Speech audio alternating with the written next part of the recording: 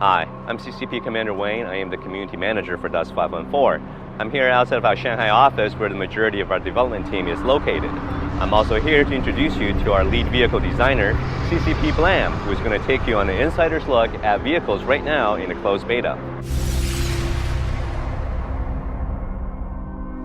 My name is Ryan Thornton. I'm a game designer at Dust 514, otherwise known as CCP Blam. When I'm working on vehicles, I'm dealing with vehicle handling, vehicle fitting, and the gameplay that surrounds vehicles.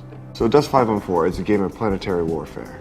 Vehicles play a very vital role in the game. You can call a vehicle on demand onto the battlefield as the battle unfolds.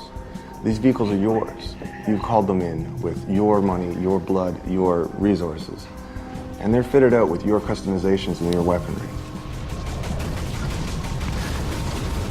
So there's actually three main classes of vehicles in Dust 514. You've got the LAVs, which are light attack vehicles. These are one of the first things you run into as a player. They're highly maneuverable. They get you from point A to point B fairly quickly with a relatively large amount of agility.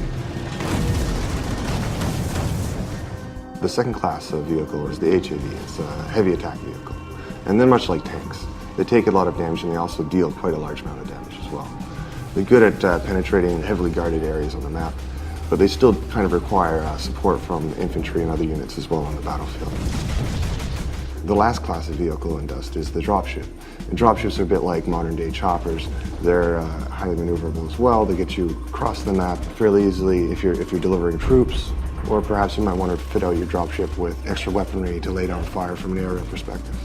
Each of these vehicle classes also have their own racial variants.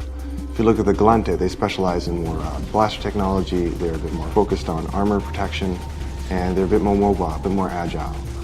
If you look at the Caldari, they have a bit of a focus on shield technology, and their area of specialization is rail weaponry. The great thing about Dust 514 is that we're never really finished making it. It's an online-only free-to-play game for the PlayStation 3. We're able to continually add new expansions, new content, and new features.